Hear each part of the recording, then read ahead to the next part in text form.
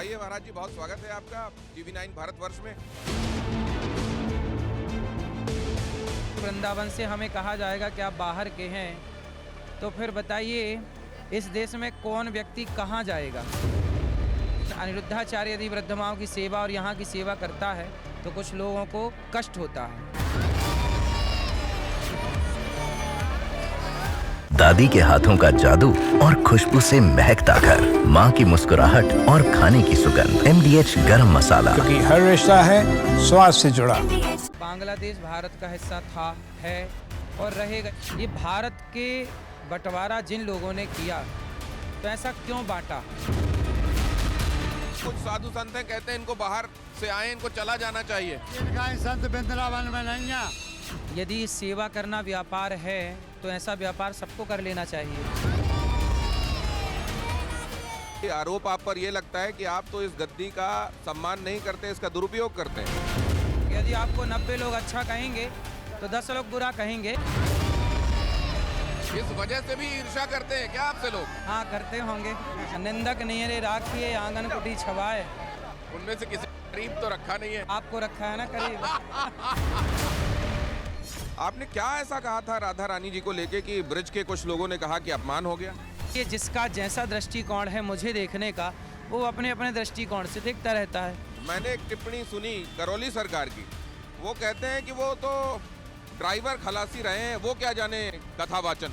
मर्यादा में मैं अनिरुद्धाचार्य जी बोलता हूँ, अनिरुद्ध बोलने का भी मन नहीं करता इस आदमी को। वो ट्रक में क्लीनर था, ड्राइवर का सहयोगी। जाकी रही भावना जैसी, प्रभु मूरत देखी तिन तैसी। क्या कई बार अतिक्रमण होता है क्या इसका, कि वहां तक कथावाचक पहुंच जाते हैं जो उनका अधिकार क्षेत्र नहीं होता? क्या अधिकार क्षेत्र नहीं, आप बताइए। तो नेताओं को सम्मान मिले तो अच्छा, और साधुओं को सम्मान मिले तो बुरा।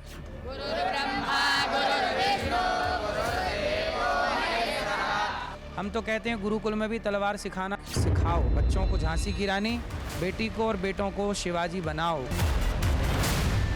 गौ माता राष्ट्र माता होनी चाहिए ना? बिल्कुल बिल्कुल बिल्कुल। आप लोग नहीं चाह रहे हैं गौ राष्ट्र माता हो। आप क्या बात कर रहे हैं? कोई न्यूज वाला आवाज उठाता है, डिबेट होती है गौ माता के। अनिरुद्धाचार्य के विरोध में जैसी डिबेटें हुई, गौ माता की रक्षा में कब डिबेट होती? नाश हो रही है संस्कृति का, हिंदुत्व का नाश हो जाएगा। आग लगी आकाश में बरस रहे अंगार, संत न होते जगत में तो जल जाता संसार। कई लोग ये कहते हैं कि आप केवल शास्त्रों के हिसाब से चीजें देखते हैं, संविधान के हिसाब से नहीं। संविधान हम तोड़ कहाँ रहे हैं? हिंदू राष्ट्र की जो बात की जाती है, आप उसके समर्थन में हैं? बिल्कुल, हिंदू राष्ट्र होना चाहिए।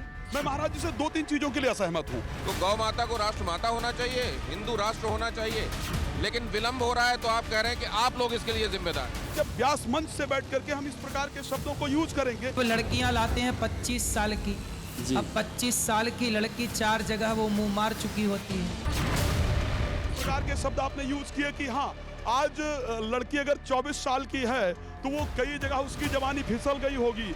जब जवान होके आएगी तो स्वाभाविक है कि वो अपनी जवानी कहीं ना कहीं तो वो उसकी जवानी फिसल जाएगी या जाएगी। आपस में न लड़िए।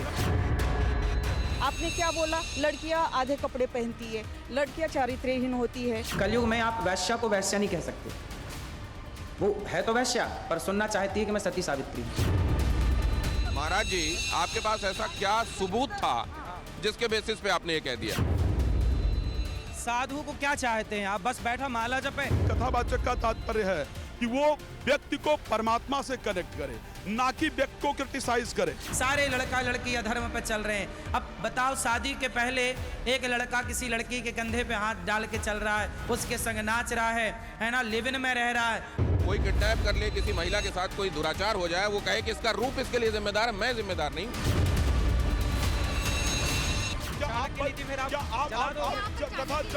बताने के लिए आप मंच पर नहीं बैठे हुए। आप कह रहे हैं कि मैं कैसे भी मंच से बोलूंगा, नहीं बोल सकते।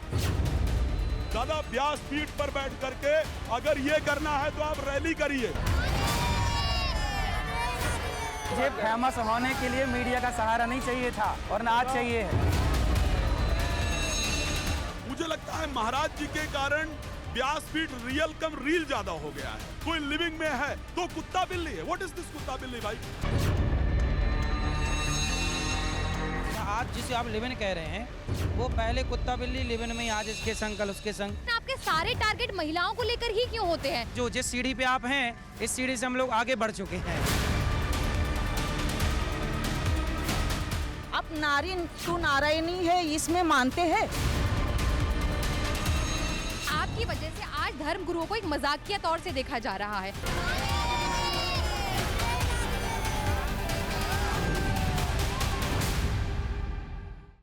नया साल और बहुत सारी नई बातें जिनके बारे में पुरानी बातों के संदर्भ में भी कुछ नया जानना है और नई कही हुई बातों के बारे में भी वो नए आयाम जानने हैं जो अनिरुद्धाचार्य जैसे बहुत ज़्यादा सुने जाने वाले कथावाचक कहते हैं। तो वो तमाम लोग जिनकी कही हुई बातों का असर देखने को मिलता है, उनकी कही हुई उनकी की हुई क्रियाओं की प्रतिक्रिया देखने को मिलती है, उन्हीं में से एक हैं अनिरुद्धाचार्य भी।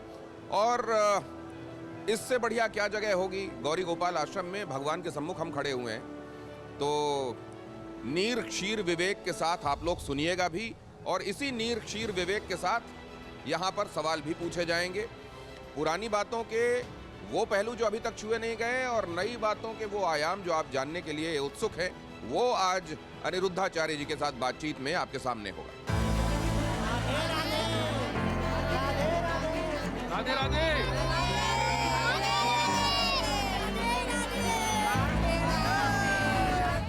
तो अनिरुद्धाचार्य जी सनातन के संदर्भ में सबसे ज़्यादा जिन लोगों को आज के दौर में लोग रेफर करते हैं, सुनते हैं, उनमें से एक अनिरुद्धाचार्य जी, गौरी गोपाल आश्रम।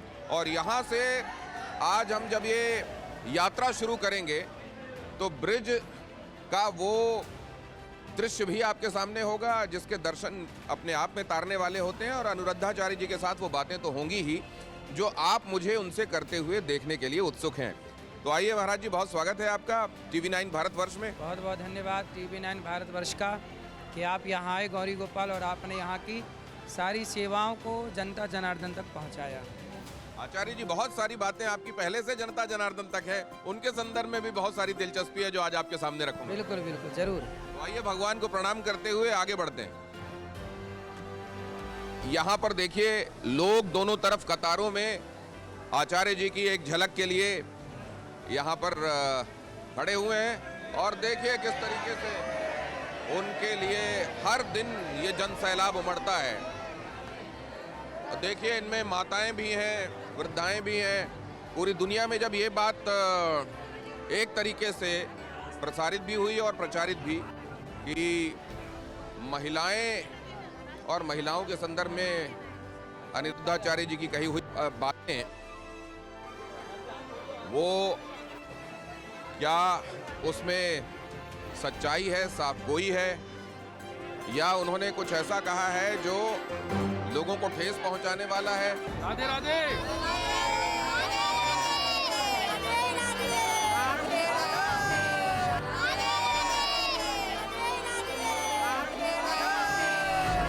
महाराज जी के लिए गजब दीवानगी दिख रही है। बिल्कुल महाराज जी में भगवान का आशीर्वाद है, हम आशीर्वाद पाना चाहते हैं। तो महाराज जी को लोग कहते हैं कि महिला विरोधी बातें करते हैं, सही बात है क्या? ऐसा नहीं है, हम नहीं करते, हम तो नहीं करते। महाराज जी को बहुत अब नहीं करते, पहले करते थे? नहीं महाराज जी, हम नहीं करते, हम नहीं करते। महाराज जी को मिलने के लिए? हाँ, महाराज जी को मिलने के लिए आए हैं। वृंदावन आए थे तो उनके दर्शन कर भी कर रहे हैं। महाराज जी से मिलने के लिए आए हैं।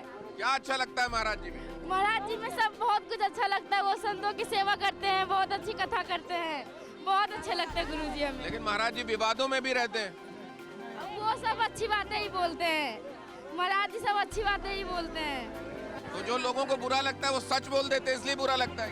हाँ, सच बात हमेशा बुरी ही लगती है सबको, लेकिन गुरु जी हमेशा। और ये देखिए ये लोगों की जो भीड़ है, ये उनको मिलने के लिए, देखने के लिए, ये लोगों के बीच में जो धक्का मुक्की है, क्या बहुत सारे लोग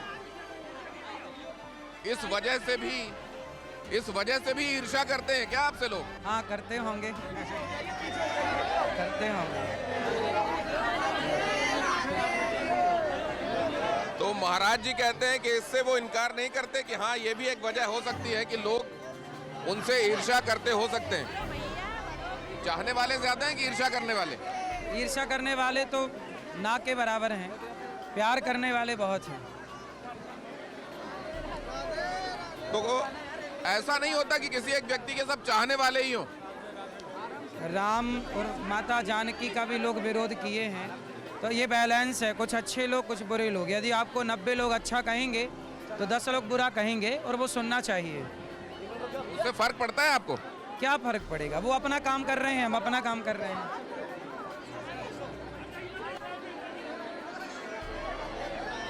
वो निंदक नियरे राखिए वाला है क्या? हाँ, निंदक नियरे राखिए आंगन कुटी छवाए। सही है, आराम से मैया लगे ना, खुश रहो। तो आप में से उनमें से किसी को करीब तो रखा नहीं है? आपको रखा है ना करीब।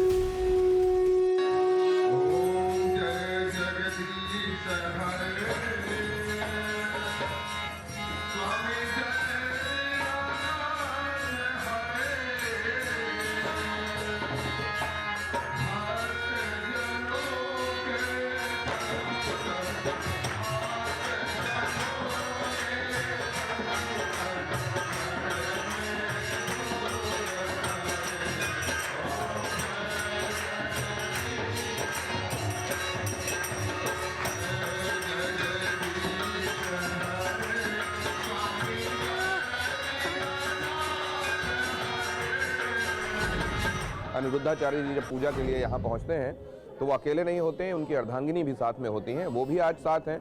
उनका नाम आरती है और आज वो आरती में सम्मिलित भी थी महाराज जी के साथ। लेकिन आचार्य जी, अभी ये चर्चा भी दुनिया में हो रही है कि भगवान अस्तित्व में है भी नहीं, डज गॉड रियली एग्जिस्ट, ये चर्चा भी हो रही है। देखिए, ऐसा है कि आपने यदि ये माइक लिया है, जिसे बनाने वाला कोई तो होगा। आपने चश्मा पहना है, तो क्या बिना बनाए चश्मा बन गया? आपने जो कपड़े पहने हैं, क्या बिना बनाए बन गए? जब बिना बनाए कपड़ा नहीं बन सकता, बिना बनाए चश्मा नहीं बन सकता, बिना बनाए ये माइक नहीं बन सकता, तो बिना बनाए ये संसार कैसे बना होगा? यदि संसार अस्तित्व में है तो बनाने वाला भी होगा। यदि चश्मा का अस्तित्व है तो बनाने वाले का अस्तित्व जरूर है। घड़े का अस्तित्व है तो कुम्हार का अस्तित्व जरूर होगा। मानते हैं आप? तो संसार का, आपका, मेरा अस्तित्व है इस धरती पर, तो मुझे और आपको बनाने वाला कोई तो है। बिना बनाए चश्मा नहीं बना तो संसार सृष्टि कैसे बन गई? तो जो बनाने वाले, उन्हीं का नाम भगवान है। तो ये चर्चा निरर्थक है आपको लगता है? नहीं, देखो, ये आरोप बिल्कुल निरर्थक है कि ईश्वर नहीं है। आप ईश्वर नहीं है, इसके प्रमाण नहीं है आपके पास। आप सिद्ध नहीं कर सकते कि ईश्वर नहीं है। मैं सिद्ध कर सकता हूँ कि ईश्वर है। सिद्ध करने के प्रमाण मेरे पास हैं। और अब जैसे आपने सिद्ध कर दिया कि ईश्वर है, क्योंकि अगर कोई निर्माण हुआ है तो उसका निर्माता भी होगा, ये अगर सिद्ध कर रहे हैं आप, तो साथ में ये बताइए कि बहुत सारे लोग एक ईश्वरवाद को मानते हैं, और हमारे सनातन में तो बहु ईश्वर हैं। भगवान राम भी हमारे राम हैं, कृष्ण भी हमारे भगवान हैं। ये बहु ईश्वरवाद को आप कैसे देखते हैं? नहीं, बहु ईश्वरवाद नहीं है। एको ब्रह्म द्वितीयो नास्ति। ईश्वर एक था, एक है, एक रहेगा। अब इस यहाँ सनातनियों को समझना ये है कि ईश्वर तो एक है, लेकिन उनके रूप अनेक है। अनेक रूप रूपाय विष्णवे प्रभु विष्णवे। विष्णु सहस्त्र नाम जब आप पढ़ेंगे तो वहाँ यही बात कही कि ईश्वर तो एक है, वह नारायण एक है। लेकिन जब प्रहलाद पर संकट आया तो नरसिंह बन के आ गए। जब पृथ्वी को राक्षस से निकालना पड़ा समुद्र से, तो बारह बन कर के आ गए, और कभी वामन बन के आ गए, कभी धनवंतरी बन के आ गए, कभी राम, कभी कृष्ण बनकर आए। तो जहाँ जिस अवतार की रूप की जरूरत पड़ी, वहाँ प्रभु ने वह अवतार, वह रूप प्राप्त कर। कभी शिव बनकर आ गए, कभी देवी बनकर आ गए। तो ये जो अलग अलग भगवान के रूप हैं, इनके मानने वालों में जब वक्त वक्त पर टकराव हुआ है, ये भी आप जानते हैं कि कभी शैव और वैष्णवों में भी हो गया, शाक्तों में वैष्णवों में भी हो गया। इसको आप कैसे देखते हैं? ये टकराव केवल अज्ञानवश है। यदि अज्ञान ना होता तो टकराव ना होता। ऐसा है ना कि आप अपनी आँख में उंगली लगाइए, हल्की सी उंगली लगाइए, तो आपको ना चंद्रमा दो दिखने लग जाएंगे। आप मुझे दो दिखने लग जाएंगे यदि मैं यहाँ उंगली लगाऊं तो इसमें आँख का दोष है कि एक को दो दिख रहा है एक, पर दो दिख रहा है। ईश्वर एको ब्रह्म द्वितीयो नास्ति, ईश्वर एक है पर अज्ञान के कारण 2 और 3 और 4 और 5 नजर आते हैं। तो वो लोग जो कहते हैं कि हमारा ईश्वर को मानने का तरीका सर्वश्रेष्ठ है, उसके अलावा जो भी दुनिया में दूसरे मान रहे हैं उनको तो जीने का भी अधिकार नहीं है इस धरती पर, और बल्कि उनके रक्त पिपासु वो लोग हो जाते हैं, उनको आप कैसा मानते हैं? देखिए, जहाँ खून खराबा हो धर्म के नाम पर, वहाँ केवल अज्ञानता है।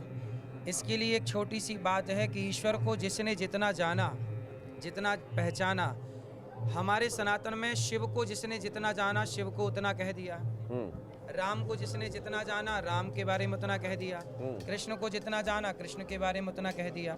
जो दावा है उस दावे के बीच में आप ये क्या मानते हैं? ईश्वर को मानने का सर्वश्रेष्ठ तरीका, ईश्वर तक पहुंचने का सर्वश्रेष्ठ तरीका हर किसी का दावा है। क्रिश्चियनिटी का अपना दावा है, इस्लाम का अपना दावा है और सनातन का अपना दावा है। किसका दावा सर्वश्रेष्ठ है और क्यों? सनातन का दावा सर्वश्रेष्ठ इसलिए है क्योंकि सनातन अहिंसा के रास्ते से चलता है, अहिंसा ही परमो धर्म है। और इस रास्ते से आगे चल के समाधान ये निकला कि राम ही केवल प्रेम प्यारा, मिलहि न रघुपति बिनु अनुरागा, किए जोग जप ज्ञान विरागा। मोहन प्रेम बिना नहीं मिलते, चाहे कर लो कोटि उपाय। तो मूल है प्रेम। यदि आपके भीतर प्रेम जाग गया भगवान के लिए तो आप पा लेंगे। तो ये अहिंसा परमो धर्म है, इसकी अगली लाइन है धर्म हिंसा तथैव च। तो धर्म हिंसा, अब वो भी जो हिंसा कर रहे हैं उसको कह देंगे हम अपने मजहब के हिसाब से हिंसा कर रहे हैं। नहीं, हिंसा करना जरूरी है, हिंसा करना भी जरूरी है। यदि आप हिंसा नहीं कर कहते, यदि भगवान कृष्ण से अर्जुन ने यही तो कहा कि मैं युद्ध नहीं करना चाहता, मुझे शांति चाहिए, भगवान ने कहा युद्ध नहीं करना चाहता, तो क्या है वहाँ भगवान ने नपुंसक शब्द का प्रयोग किया। तुम नपुंसक हो क्या? अर्जुन के लिए लड़ो, लड़ना धर्म है। तो धर्म ना कई बार जंगल में ध्यान करना धर्म हो जाता है, तो कई बार युद्ध करना धर्म हो जाता है। किससे युद्ध करना है, किस वजह से, युद्ध की वजह क्या है, वो वजह बताएगी कि वो धर्म है कि अधर्म है। लेकिन हिंसा तो फिर ये अगर वो सिस्टम के हिसाब से, संविधान के हिसाब से, वहाँ के तंत्र के हिसाब से तय किया जाता है कि सज़ा में क्या होना चाहिए, तब तो ठीक है। लेकिन अगर हिंसा को हर किसी को ये कह दिया जाए कि आप तो धर्म के हिसाब से हिंसा कर रहे हैं तो ठीक ही कर रहे हैं, तो हर कोई अपने हिसाब से हिंसा को सही जायज़ मान लेगा। जैसे सेना आतंकवादी को मारती है तो आतंक को मारना सेना का धर्म है।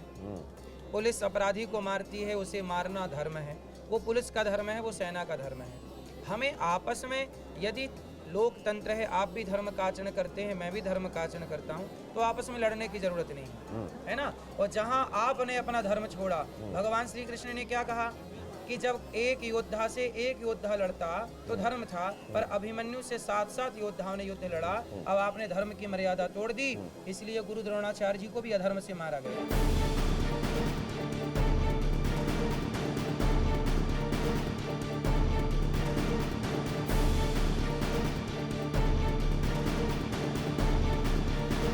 बारह महीने ये संतों की सेवा होती है। हजारों संत जो फुटपाथ पर सोते हैं वृंदावन में, वो सभी संत यहाँ आते हैं और प्रेम से ये प्रसाद सबको देखिए, गरम गरम रोटी, पूड़ी, सब्जी, दाल, चावल, खीर, ये 12 महीने की सेवा है। संतों ने कल कहा, परसों कहा था कि स्वेटर चाहिए, तो सभी संतों को स्वेटर बांटी गई, कल बांट दी गई स्वेटर। ये संत जो पहने हैं देखिए, वो गौरी गोपाल लिखा है, ये गौरी गोपाल भगवान की कृपा से सब संतों की सेवा चलती है। ये गौरी गोपाल आश्रम से दिया है आपने? जी जी जी। डॉक्टर अनिरुद्धाचार्य जी महाराज, गौरी गोपाल आश्रम। तो ये किचन 24 घंटे चल रही होती है? हाँ, ये रसोई भगवान जी की है और ये 24 घंटे चलती है।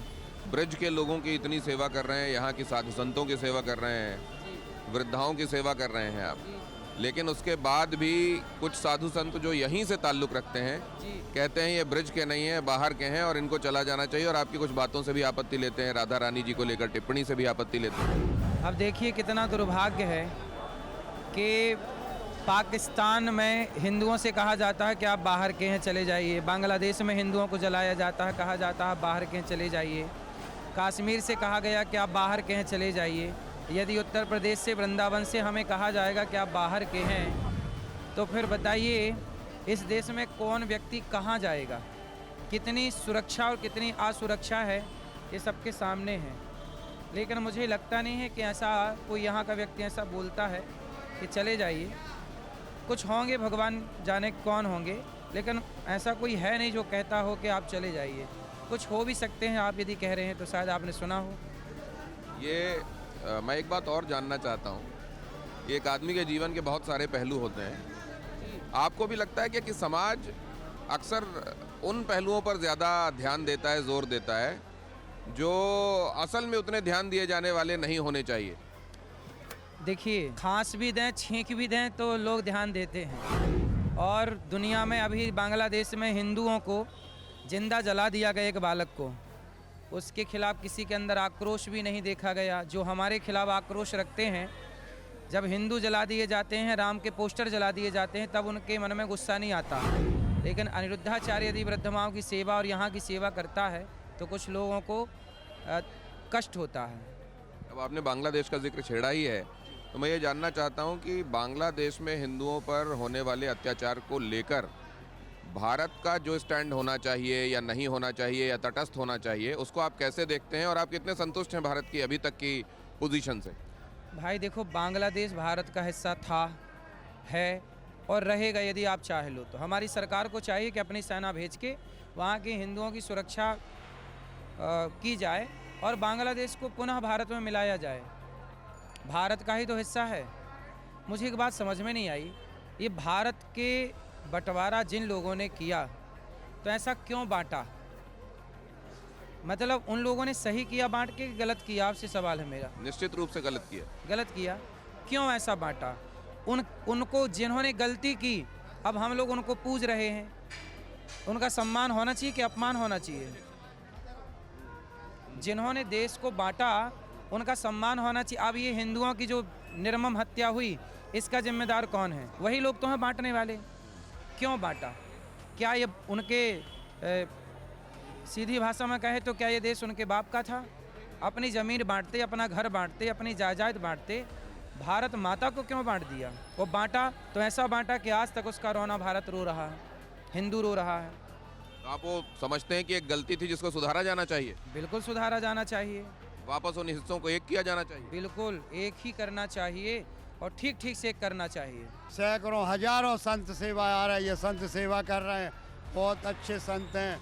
गौरी गोपाल हर दिन क्षेत्र चल रहा है। वो जो यहाँ के ही कुछ साधु संत हैं, कहते हैं इनको बाहर से आए, इनको चला जाना चाहिए। इनका ही संत वृंदावन में नहीं है, बहुत महान संत हैं जी। गौरी गोपाल बरहम्बे संत सेवा कर रहे हैं, इनकी जय जयकाल होए और भक्तों की जय जयकाल होए और वृंदावन की जय जय होए और बिहारी जी की जय होए। ऐसे भक्तगण हमारे वृंदावन में आवे तो हम संतों का उद्धार होवे।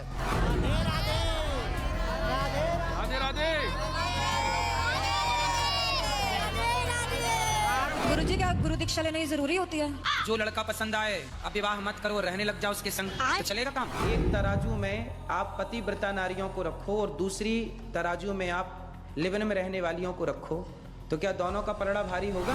महाराज जी के साथ अब हम जा रहे हैं उनके गुरुकुल और गौशाला की तरफ और रास्ते में उनसे बातचीत भी होती जाएगी। महाराज जी, तो ये मध्य प्रदेश जबलपुर से आपको ब्रजरज ने पुकार लिया? बिल्कुल, बिहारी जी ने बुलाया है और उन्होंने अपने चरणों में बसाया है। राधा रानी की कृपा है और उन्हीं की कृपा से यहाँ सारी सेवाएं निरंतर चल रही हैं, अखंड चल रही हैं। तो यहाँ जब हम आचार्य जी के साथ ब्रिज की गलियों में निकल रहे हैं तो आप ब्रिज धाम के दर्शन भी कर रहे हैं। रास्ते में कहीं ऐसी जगह होगी जिसके बारे में स्वामी जी को, आचार्य जी को आपको कुछ बताना होगा तो वो बताएंगे भी, और बाकी बातचीत तो उनके साथ चली रही है। तो ये सवेरा, ये सुबह का समय और वृंदावन की कुंज गलियाँ और उसमें स्वामी जी का, आचार्य जी का साथ। स्वामी जी, जब आप कहते हैं कि राधा रानी ने आपको यहाँ बुलाया, आपने क्या ऐसा कहा था राधा रानी जी को लेके कि ब्रज के कुछ लोगों ने कहा कि अपमान हो गया? भागवत जी में श्री राधा रानी है, भागवत जी में श्री राधा रानी का जिक्र है, भागवत जी में राधा जी का नाम है। नहीं नहीं, अपमान नहीं, राधा रानी का अपमान कैसे हो सकता है? हम तो उनके बच्चे हैं। हमने तो ये कहा है कि भागवत जी में, लोग कहते हैं ना भागवत जी में राधा जी नहीं, ऐसा कुछ लोग कहते हैं, पर हमारा और हमारे पूज्य गुरु जी का मानना है कि भागवत जी बिना राधा जी के पूरी हो ही नहीं सकती। इसलिए राधा जी भागवत जी में हैं और राधा जी सब जगह हैं। जहाँ कृष्ण है वहाँ राधा है। कण कण में राधा है, कण कण में कृष्ण है। तो जो कण कण में राधा कृष्ण का दर्शन कर पाते हैं वो भागवत जी में दर्शन क्यों नहीं हो सकता? तो इसमें बुरा क्या लगने वाली बात थी जिसको लेके उन्होंने कहा कि सीता जी को लेके ये कभी अभद्र टिप्पणी करते हैं, कभी राधा जी को लेके, इसलिए इनको ब्रिज से चले जाना चाहिए? वही तो हम बता रहे हैं कि हम खांस दें, छींक दें तो भी लोगों को दिक्कत हो जाती है।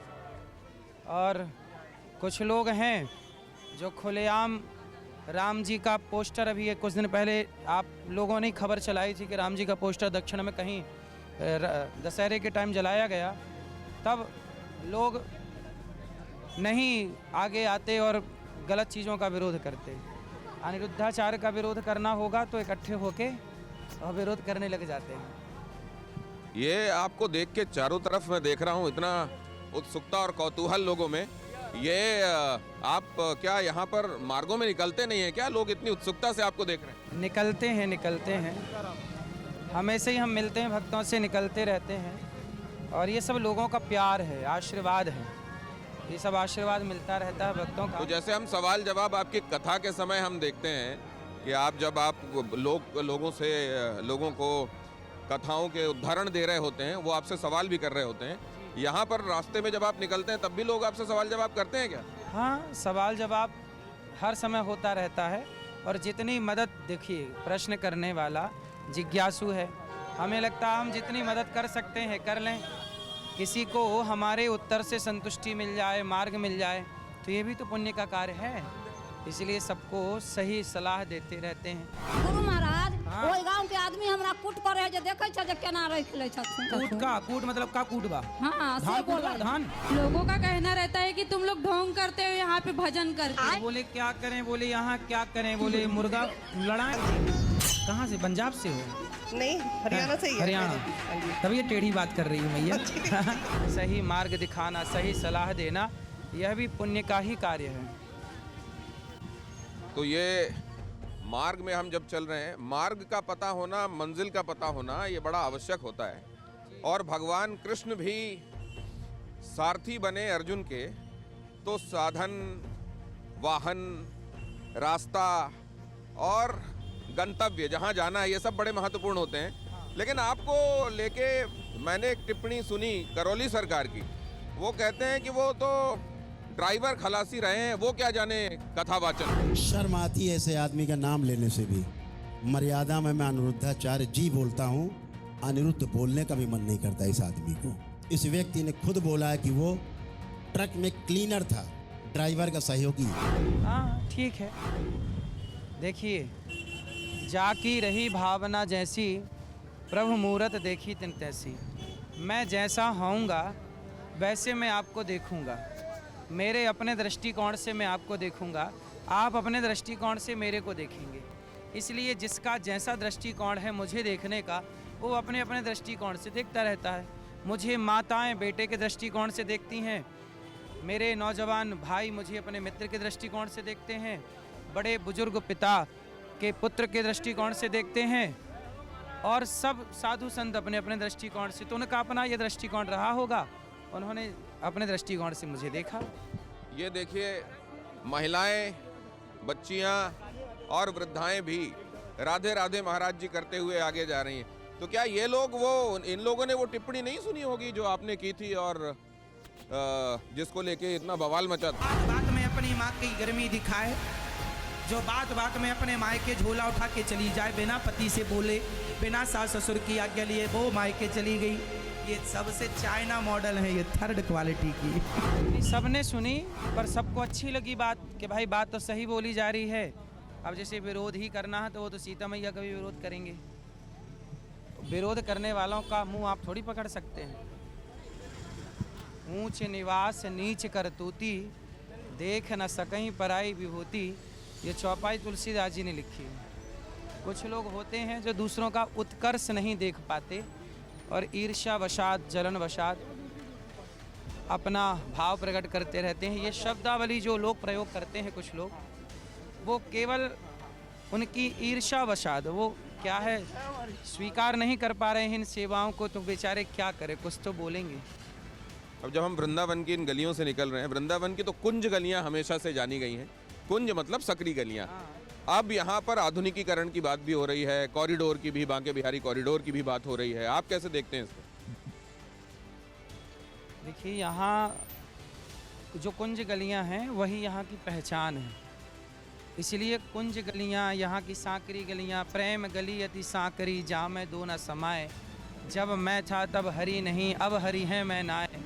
तो सांक गलियों की, कुंज गलियों की तो बड़ी चर्चा है, बड़ा उदाहरण दे करके ऋषि मुनियों ने समझाई है अपनी बात।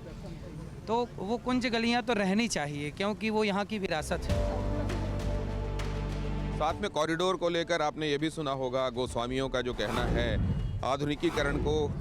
आधुनिकीकरण किए जाने को लेकर।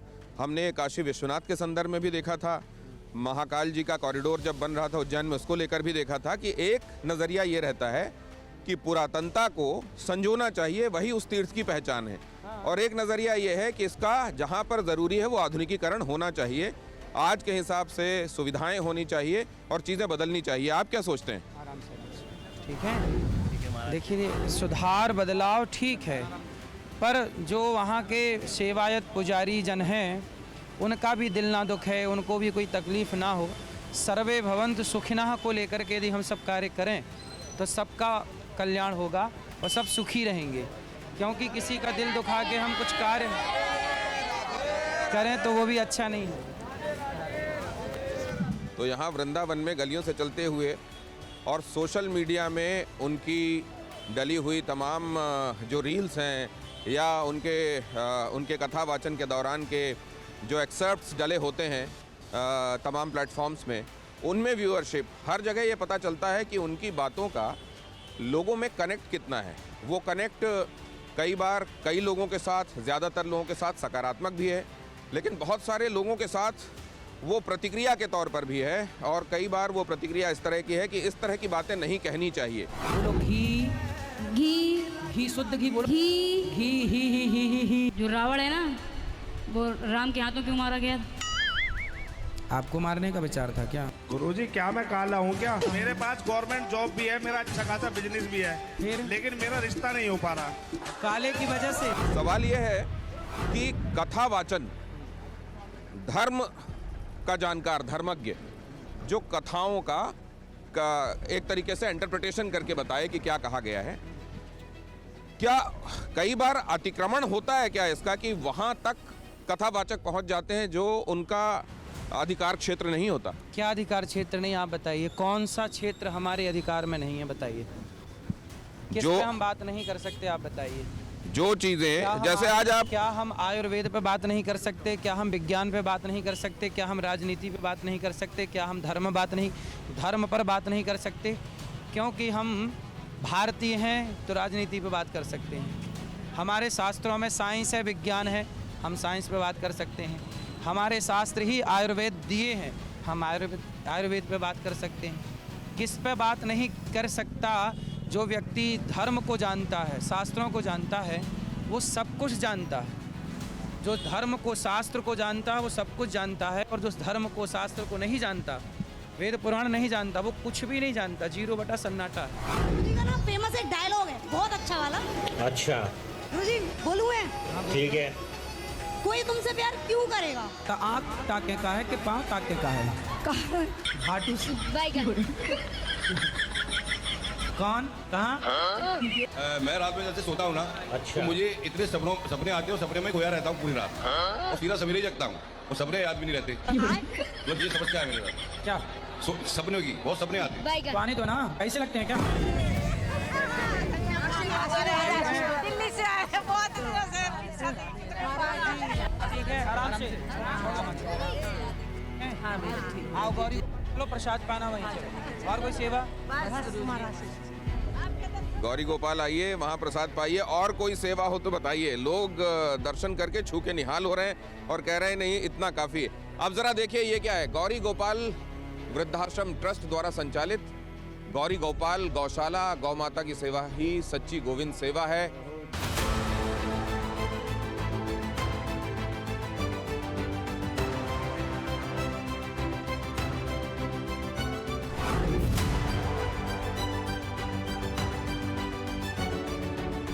किस भावना के साथ आपने गौशाला की यहाँ शुरुआत की? ये गौशाला है और यहाँ गुरुकुल है।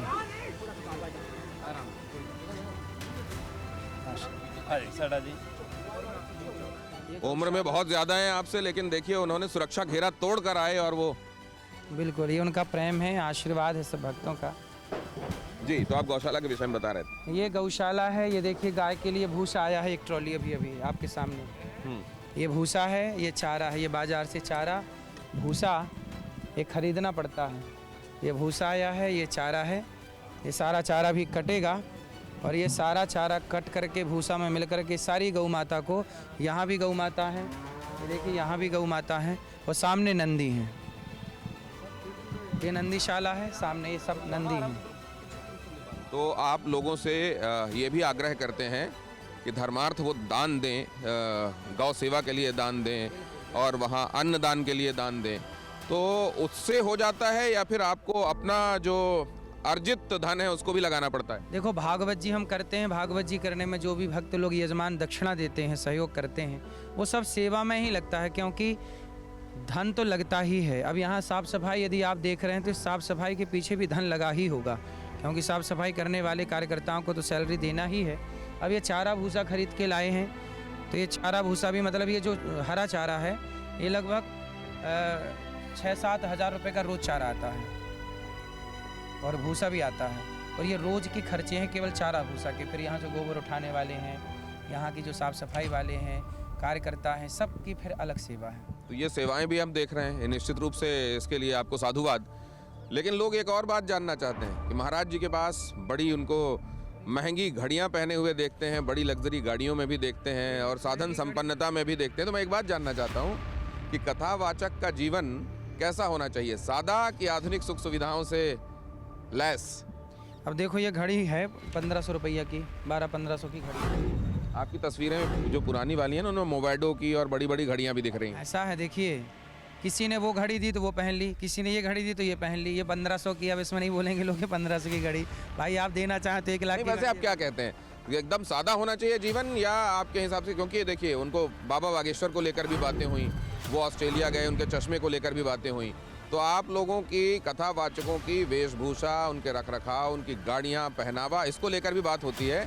क्या है हमारे देश की कुछ लोगों की कि लोग पहले क्या कहते हैं कि अरे बेटा तरक्की करो, नाम कमाओ। और जब व्यक्ति नाम कमा लेता है, तरक्की कर लेता है, तो फिर वो बोलते हैं यार क्यों कर लिए तरक्की, क्यों नाम कर लिए हमारी तरह रहते। तो दुनिया चाहती है कि हम जैसे हैं वैसे आप भी रहें। ऐसा है कि संतों का काम है समाज की सेवा करना। अब देखो, सर्दी लगेगी तो संतों को भी लगेगी, कंबल रजाई और स्वेटर तो उन्हें भी पहननी पड़ेगी। अब कोई कहे कि संतों को काहे तुम नहीं, जीवन जीने के लिए जो मूलभूत है वो तो चाहिए, सबको चाहिए, लेकिन जो कथावाचकों को लग्जरी में आजकल देखा जाता है वो ठीक है आपके हिसाब से?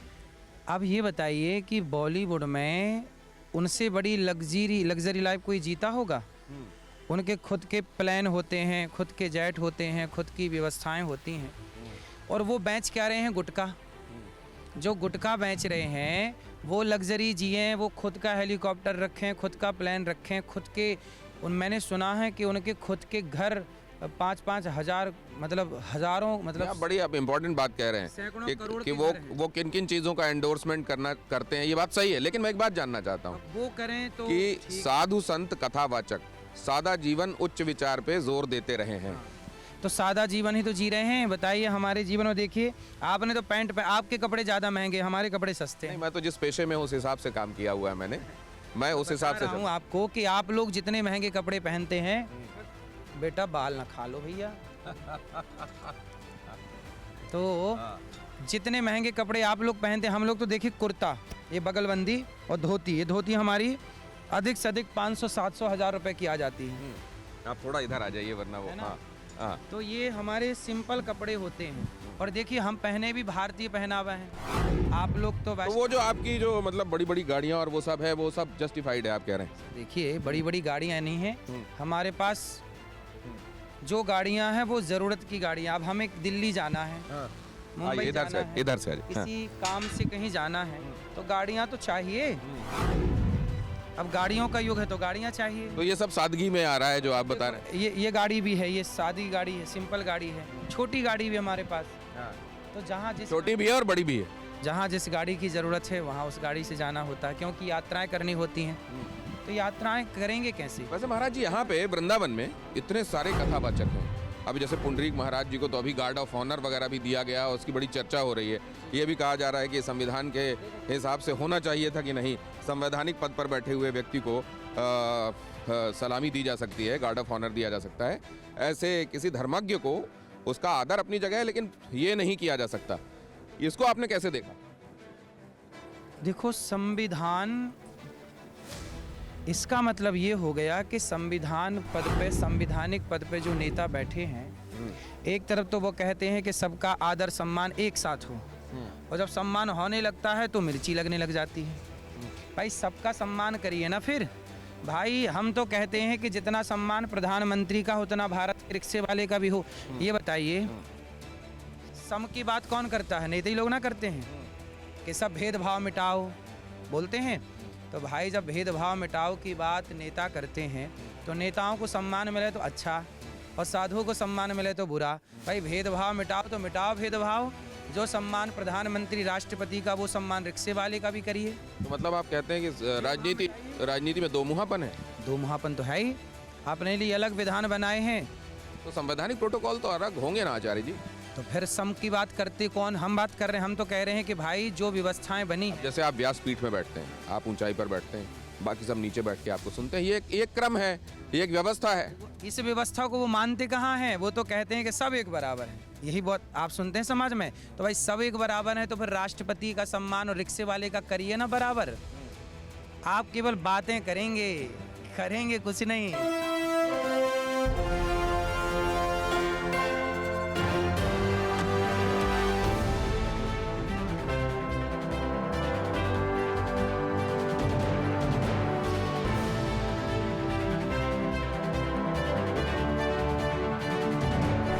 अब हम आ गए हैं उस तरफ जो परिक्रमा मार्ग है, और यहाँ भी आपसे कई बातें होनी है। और यहाँ मेरे साथ कुछ मेहमान भी जुड़ रहे हैं जो आपसे सवाल जवाब करेंगे। आपका परिचय करा देता हूँ।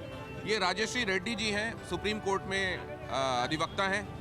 इधर आचार्य राज मिश्रा जी हैं मेरे दाईं तरफ, और सनातन इन्फ्लुएंसर, आप इधर आइए, मीनाक्षी सहरावत जी, सनातन influencer, public speaker Meenakshi Sehrawat ji भी हमारे साथ हैं।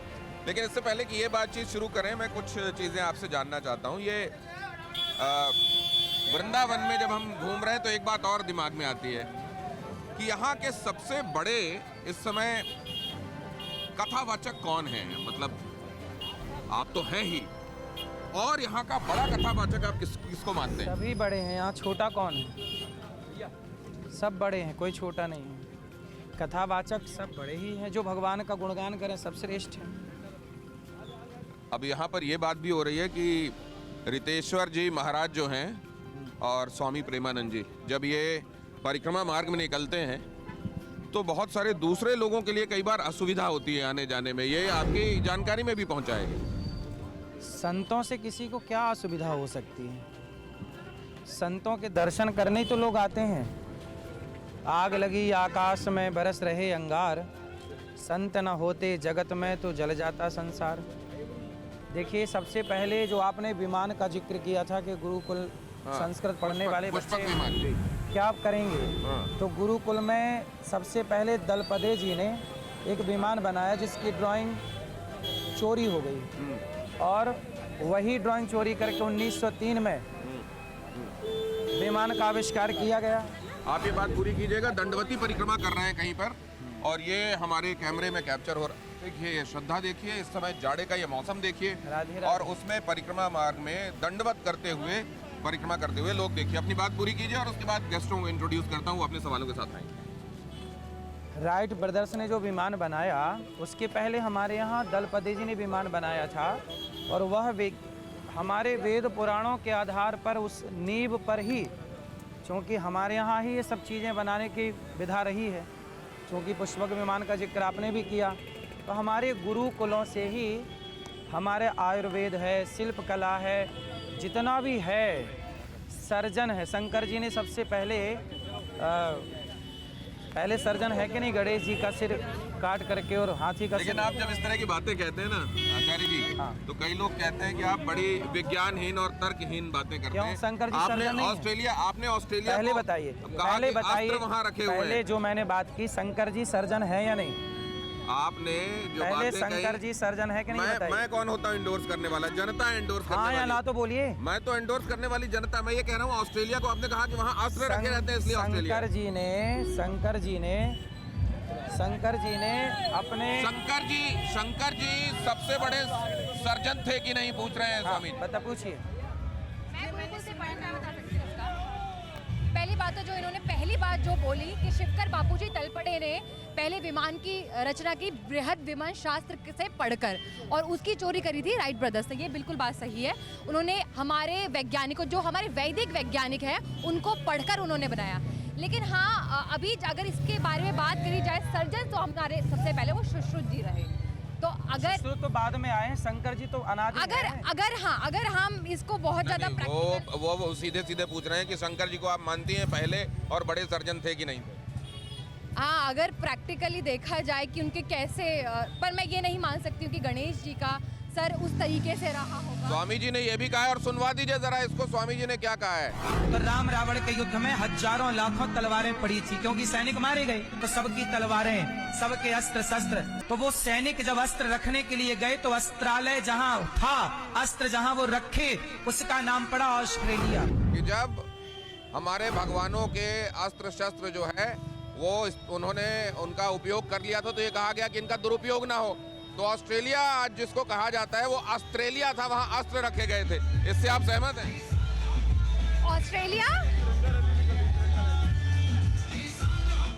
नहीं, मैं ये मान सकती हूँ कि जो वैज्ञानिक दृष्टिकोण पूरे संसार को देने वाला कोई रहा है तो वो भारत ही रहा है, क्योंकि भारत के वेदों से वो ज्ञान आता है। ऑस्ट्रेलिया है क्या? ये मैं नहीं कह सकती हूँ। तो यहाँ तिरंगा यात्रा भी चल रही है। यहाँ लोगों ने परिक्रमा मार्ग में तिरंगा यात्रा भी निकाली है। तो आचार्य जी ने भी एक तिरंगा हाथ में ले लिया है और वो लहराते हुए चल रहे हैं। और अब हम जहाँ पहुँच रहे हैं वो यमुना जी का किनारा है। तो थल पर तो स्वामी जी के साथ बात हो ही रही है, यमुना जी की गोद में जल में भी बात होगी उनके साथ, और कई सवाल उनसे पूछेंगे। तो स्वामी जी, ये भारत की शान, भारत का तिरंगा और सनातन धर्म, अब ये तिरंगा जो है ये संविधान से आता है, और कई लोग ये कहते हैं कि आप केवल शास्त्रों के हिसाब से चीजें देखते हैं, संविधान के हिसाब से नहीं। संविधान हम तोड़ कहाँ रहे हैं? किसी का मर्डर कर रहे हैं क्या? कोई चोरी कर रहे हैं, गलत काम कर रहे हैं क्या? हम धर्म को जानते हैं इसलिए संविधान का पालन कर रहे हैं। जो धर्म को नहीं जानते वो संविधान रोज तोड़ रहे हैं।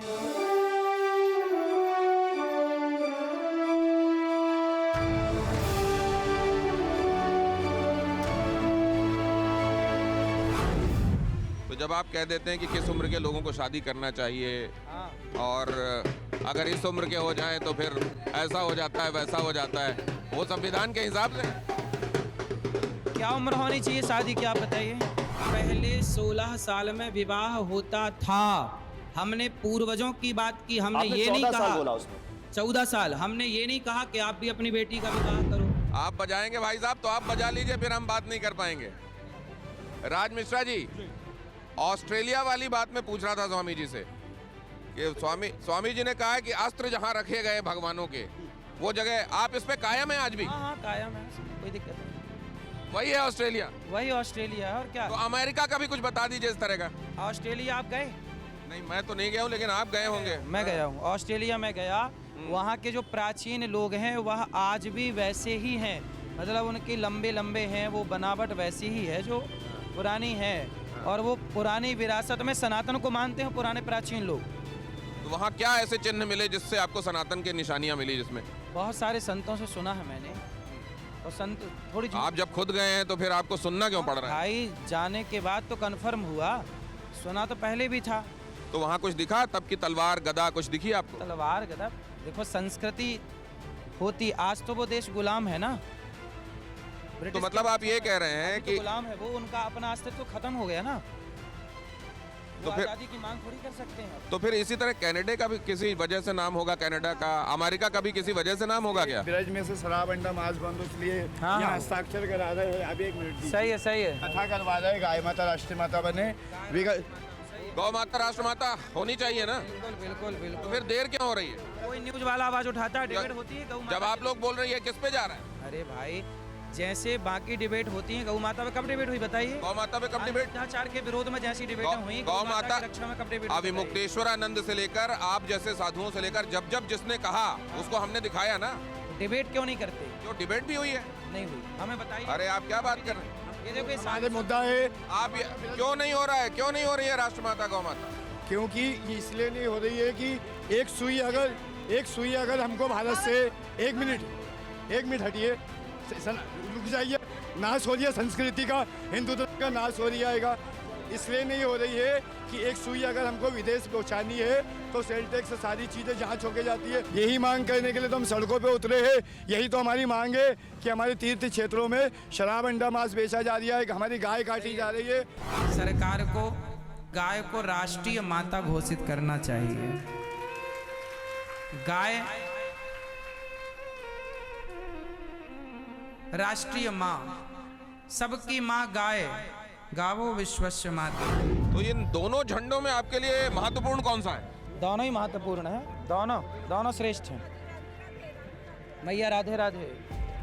नहीं, लेकिन आरोप तो ये लगता है कि ये जो बहुत सारे तरह के मान्यताओं वाले लोगों का देश है, उसमें एक खास तरह के विचार को हावी करने की कोशिश की जा रही है। खास तरह का कौन सा विचार, आप बताइए, स्पष्ट बोलिए। स्पष्ट सनातन, स्पष्ट हिंदू। भाई ये हिंदुस्तान है तो ये हिंदू प्रधान तो होना ही चाहिए, बाकी तो सब इस देश में आए हैं। ये सनातन का देश है, सनातनियों का देश है। तो जब बाकी तो यहाँ पे मुगल आए हैं ना, तो हिंदू राष्ट्र की जो बात की जाती है, आप उसके समर्थन में हैं? बिल्कुल हिंदू राष्ट्र होना चाहिए। कितने लोग चाहते हैं कि हमारा भारत हिंदू राष्ट्र बने? यदि आप चाहते हैं कि हमारा देश हिंदू राष्ट्र बने, तो हिंदू राष्ट्र बनाने के लिए पहले आप ब्राह्मण क्षत्रिय वैश्य शूद्रों को संगठित होना पड़ेगा, एक होना पड़ेगा। भेद भावना की जितनी दीवारें तोड़नी पड़ेंगी। तो गौ माता को राष्ट्र माता होना चाहिए, हिंदू राष्ट्र होना चाहिए, लेकिन विलंब हो रहा है, तो आप कह रहे हैं कि आप लोग इसके लिए जिम्मेदार हैं। बिल्कुल आप लोग जिम्मेदार हैं, आप लोग डिबेट नहीं करते अच्छी चीजों पर। सरकार जिम्मेदार नहीं है?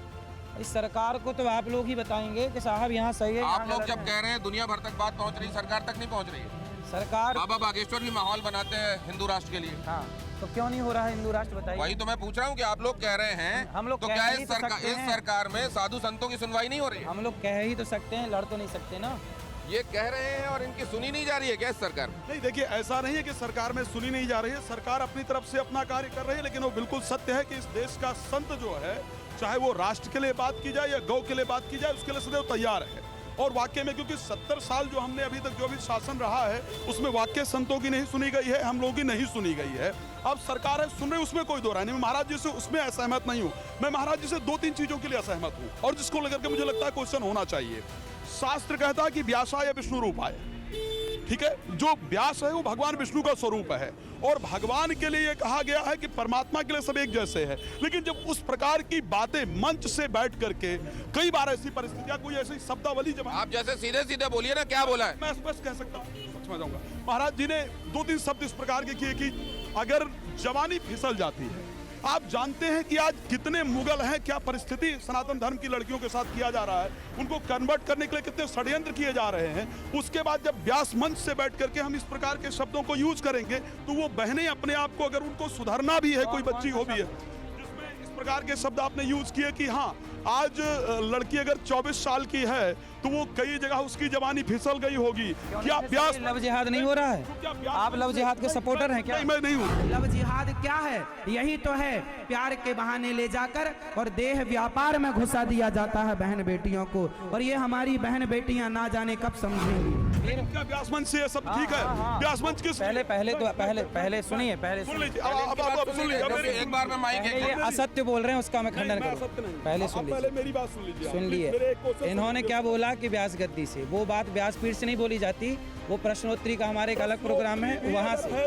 वो व्यास गद्दी नहीं है। आप एक प्रतिष्ठित नहीं, व्यक्ति हैं। ऐसा व्यास है, को विष्णु का स्वरूप कहा जाता है या नहीं? कहा जाता है या नहीं कहा जाता? कहा जाता है, सुन लीजिए, मैं कहा जाता हूँ, लगा हुआ लेवल बोलिए। कथावाचक का तात्पर्य क्या है? कथावाचक का तात्पर्य है कि वो व्यक्ति को परमात्मा से कनेक्ट करे, ना कि व्यक्ति को क्रिटिसाइज करे। भगवान ने, एक मिनट, श्री रामचरितमानस के अंदर चक्कर में ना पड़िए, आपस में ना लड़िए। मैं बोल चुका हूँ मंथरा।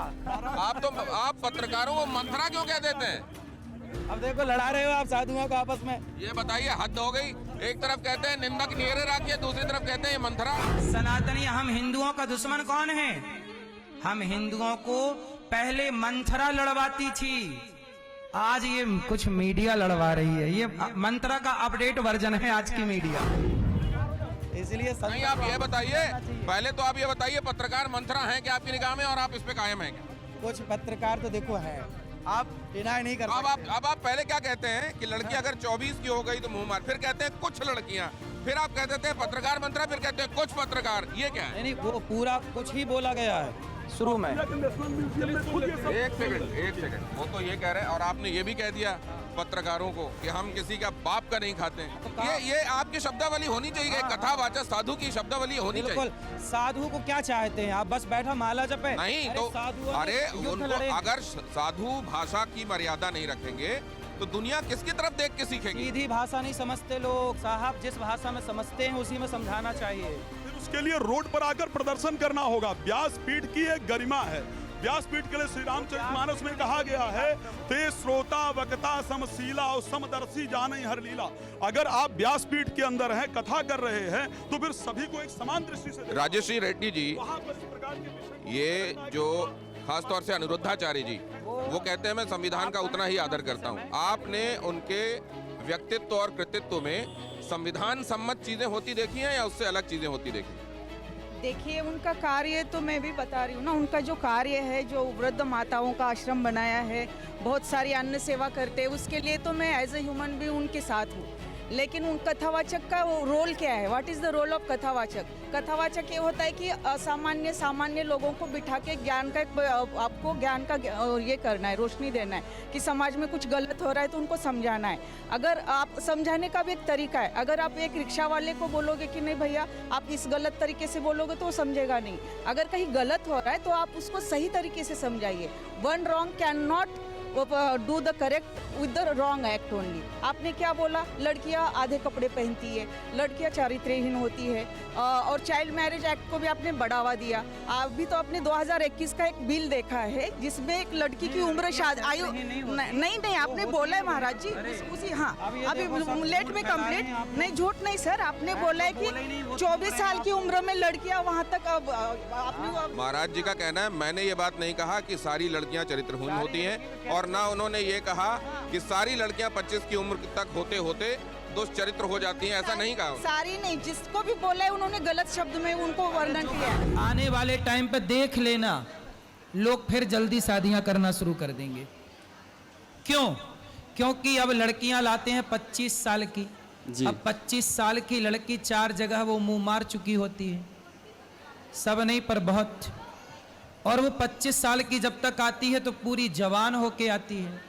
जब जवान होके आएगी तो स्वाभाविक है कि वो अपनी जवानी कहीं ना कहीं तो वो उसकी जवानी फिसल जाएगी या जाएगी। सर एक क्राइम है। आप उसको, आप किसी को डिग्निटी को, अगर वुमेन की डिग्निटी को डेरोगेट कर रहे हो तो दैट इज द क्राइम। हाँ, आप सब महाराज जी, आपके पास ऐसा क्या सबूत था जिसके बेसिस पे आपने ये कह दिया? क्या आपको कोई अगर इस मामले में, और अब तो इसमें आपको इसमें जवाब सवाल भी दर्ज होने हैं कोर्ट में? सारे सवाल जवाब हम देते चले आए हैं, आगे भी देते चले आएंगे। तो सबसे पहले भाई सीधे से 2-3 चीजें कही गई। महाराज जी के एक और प्रश्न, आप भगवान की कथा हम लोग कर रहे हैं, और भगवान की कथा करने के बाद आप ये कहते हैं कि सीता जी का हरण इसलिए हुआ क्योंकि सीता जी सुंदर थी। सुंदरता दोष है। मैं जानना चाहता हूं, मैंने अभी तक श्री रामचरितमानस के अरण्य कांड के अंदर यह अध्ययन किया था कि रावण कहता है खर दूषण मौसम बलवंता नहीं न मारे भी बलवंता, पर ब्रह्म ने अवतार लिया है, मैं उनके साथ जाकर के वैर करूंगा, और वहां जाकर के माता जानकी का हरण करता है, इवन माता जानकी को प्रणाम करता है। अगर देखा जाए श्री रामचरितमानस की चौपाई है, तो फिर इस विषय को लेकर के आना कि माता सीता सुंदर थी इसलिए उनका हरण हो गया, व्हाट इज दिस? मतलब क्या ये व्यासपीठ की गरिमा है? बहुत सारे कारण रहे होंगे माता सीता के हरण में, पर यह भी एक कारण था कि माता सीता की सुंदरता ने, माता सीता बहुत सुंदर थी इसलिए रावण ने उन्हें हरने का मन बनाया। क्या हम अपने ही भगवानों को बैठ करके व्यासपीठ से अगर इस प्रकार अपमानित करेंगे, इट मींस कि हम तो आप उनका जवाब भी तो लीजिए। आप बहुत लंबा सवाल पूछ लेते हैं। महाराज जी चाणक्य नीति पढ़े हैं कभी? मैं पढ़ा हूं दादा, मैं धर्म पर इतना मैंने अध्ययन चाणक्य किया नीति है। पढ़े हैं तो अति रूपेण वही सीता अति गर्भेण रावण, ये श्लोक नहीं पढ़ा सुन आपने? लीजिए, पहले ये बताइए, पहले ये बताइए, अब बताइए, अब सुनने को तैयार नहीं है। वो जो पूछ रहे हैं उनका जवाब दीजिए। वो ये कह रहे हैं कि आपने चाणक्य नीति में पढ़ी है। अति गर्भ, तो वो बताइए इसका रावण क्या को हुआ? बहुत ज्यादा गर्व था और सीता बहुत रूपवती थी, ये उसमें लिखा हुआ है ना। क्या रूपवती होना फिर गलत है? तो उसमें लिखा है जो वो ना बताएंगे हम। चाणक्य नीति फिर आप जला दोगे। कथा चाणक्य कर रहे हैं। बताने के लिए आप मंच पर नहीं बैठे हुए हैं ना। देखिए आप नहीं सर एक गुरु जी एक मिनट रुकिए। आप गुरुकुल चला रहे हैं, हाँ कि ना? मैं गुरुकुल से पढ़ी हुई हूँ, मेरी बात सुनिए, मेरी बात सुनिए, मेरी बात सुनिए। आप गुरुकुल चला रहे हैं, मैं गुरुकुल से पढ़ी हुई हूँ। मुझे गुरुकुल में जो मर्यादित भाषा सिखाई जाती है वही मैं सामने रखती हूँ। आप कह रहे हैं कि मैं कैसे भी मंच से बोलूंगा, नहीं बोल सकते आप। साधु आप लोगों का इसमें ऑब्जेक्शन क्या है कि जो बहुत जो अगर रूपवान है, क्या ये उसकी गलती हो गई? आप ये कह रही हैं? बिल्कुल भी नहीं है। मतलब अगर उन्होंने कहा कि सीता जी बहुत रूपवती थी, ये उनके लिए परेशानी हो गई। क्या आप ये कहना चाह रही हैं कि रूपवती की इसमें क्या गलती है? ऐसा क्यों कहना चाहिए? आप ये कह रही हैं? बिल्कुल। अगर चाणक्य नीति नहीं पढ़ी लोगों ने, मैं क्या करूं? बताइए मैं क्या करूं? आप ये कह रहे हैं कि दुनिया में जिसके पास भी रूप है, मैं नहीं, चाणक्य। तो आप उनका उदाहरण दे रहे हैं, मतलब आप इंडोर्स कर रहे हैं। भाई चाणक्य को आप सपोर्ट नहीं करते? मैं ये कह रहा हूँ कि आप क्या ये कह रहे हैं कि जिसके पास भी, जैसे आप भी सुंदर हैं बहुत देखने में। चाणक्य नीति में जो लिखा है वो अकाट सत्य है, उसे कोई आप ये नहीं कह सकते कि ये नहीं। क्या व्यासपीठ से बैठ करके कथा में प्रयोग किया जाएगा? एक मिनट, एक सेकंड। तो आज जब कोई सुंदर लड़की को, जस्ट मिनट, आपकी बात सुनकर कोई सुंदर लड़की को किडनैप कर लेता है और फिर कहता है सुंदर थी इसकी, इसलिए मैंने किडनैप कर लिया, मेरी क्या गलती है? रावण ने भी तो हरण किया था, क्या होगा उसमें मुझे बताइए। मैं जस्ट पूछ रहा हूँ आपसे। चलिए ठीक है, ये बताइए माता शत्रु पिता वैरी ये न बालो न पाटित हाँ न सोपदे सभा मध्य नहीं, मैं पहले मैं आपसे न सोपदे सभा मध्य हंस मध्य बकोया था, ठीक है, लेकिन क्या सुन लीजिए, पढ़ाया गया है, लेकिन क्या श्री रामचरितमानस का जो रेफरेंस आप दे रहे हैं, क्या ये रेफरेंस ठीक है? कल कोई लड़की का किडनैप करेगा और वो कहेगा सुंदर थी इसलिए मैंने किडनैप कर लिया, ठीक है? इनकी चिंता स्वामी जी ये है कि मान लीजिए आपकी ये बात सुन के कि रूप जो है वो परेशानी का कारक है, कोई किडनैप कर ले, किसी महिला के साथ कोई दुराचार हो जाए, वो कहे कि इसका रूप इसके लिए जिम्मेदार है, मैं जिम्मेदार नहीं। देखो कोई भी बात उदाहरण से दी जाती है कि फलाने राष्ट्रपति ने ऐसा कार्य किया, और प्रयोग किए जा सकते हैं, इसको ध्यान रखिए। चाणक्य से बड़ा उदाहरण क्या ले सकते हैं? व्यासपीठ पर बैठ करके महाराज आप पढ़े नहीं तो मैं क्या करूं? रैली करिए, इसका मैं जिम्मेदार नहीं हूं। अगर ये कहना है आपको। और अब हम यमुना जी पे आ गए हैं। ये देखिए यमुना जी इस समय प्रवासी पक्षी बहुत दिखाई दे रहे हैं यहाँ। तो कौन कौन से वो लोग हैं जो प्रवासी पक्षियों की तरह, कौन से वो प्रवासी पंछी हैं जो धर्म के मार्ग में भी इसी तरह प्रवास करके और फिर वापस लौट जाते हैं? कौन है जो वाकई सनातनी हैं और सनातन का सच समझते हैं? और जरा ये भी हम दिखा दें आपको कि यमुना जी हैं, और यमुना जी में ये दिखाइए जरा, ये देखिए, ये यमुना जी में गंदे नाले का पानी यूं जाता हुआ, यमुना जी में नाले का पानी, ये बात दुख देती है आपको? हाँ दुखद तो है। कार्य करना चाहिए, से पहले शुद्ध करना चाहिए, फिल्टर करके फिर मिलाना चाहिए। तो आपको लगता है दिया तले अंधेरा है, आप लोग सब यहीं पे हैं और वृंदावन में ये हो रहा है? आप लोग ये सब खबरें दिखाते ही नहीं। तो दिखा के सवाल पूछ रहे हैं, तब तो आप जवाब दे रहे हैं। अब वो तो मेरे कारण आप आ गए, वरना अपने से कब आए थे? बताइए। अपने से गंगा का प्रदूषण, यमुना का प्रदूषण हम नहीं दिखा रहे। आप पता नहीं आज इन दिनों खंबा नोचने में लग गए, मंथरा करने में लग गए, हर चीज में मीडिया जिम्मेदार। फिर आप सच बताओ, मेरे साथ आए हो यहाँ, अपने से नहीं आए? इसके पहले भी दिखाया गया है यमुना का प्रदूषण, गंगा का प्रदूषण, और आप लोगों के रहते ये हो रहा है, ये तो और भी चिंता की बात। खाओ माँ कसम के दिखाए हो। भगवान कसम दिखाया। चलो फिर सही। फिर यमुना पर कई बार डिस्कशन हुआ। न जाने कितनी बार दिखाया गया है गंगा और यमुना का प्रदूषण। सही है, हाँ।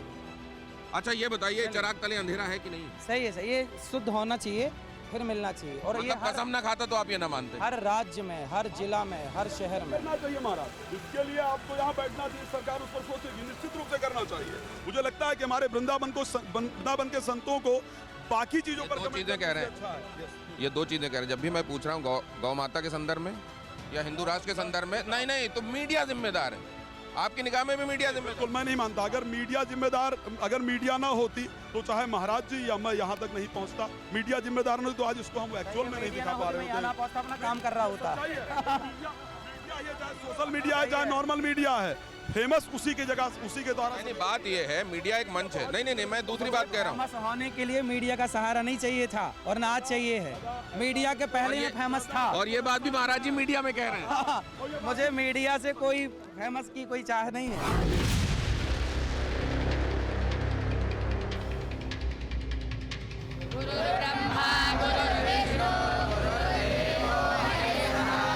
हम तो कहते हैं गुरुकुल में भी तलवार सिखाना सिखाओ। बच्चों को झांसी की रानी, बेटी को और बेटों को शिवाजी बनाओ।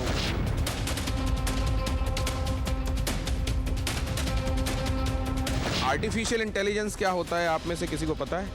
क्या है AI? आर्टिफिशियल इंटेलिजेंस क्या है?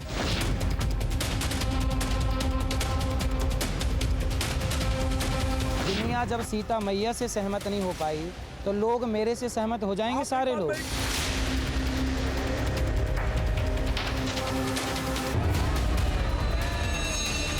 मुझे लगता है महाराज जी के कारण व्यासपीठ रियल कम रील ज्यादा हो गया है। कोई लिविंग में है तो कुत्ता बिल्ली है। व्हाट इज दिस कुत्ता बिल्ली भाई?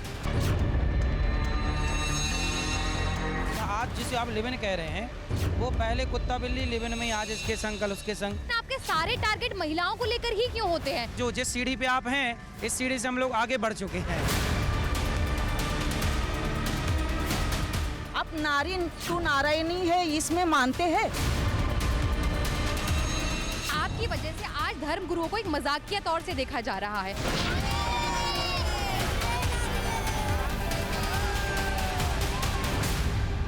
ये है सीक्रेट रेसिपी MDH का जीरा सिर्फ जलजीरा मसाला। सिप जीरा सिप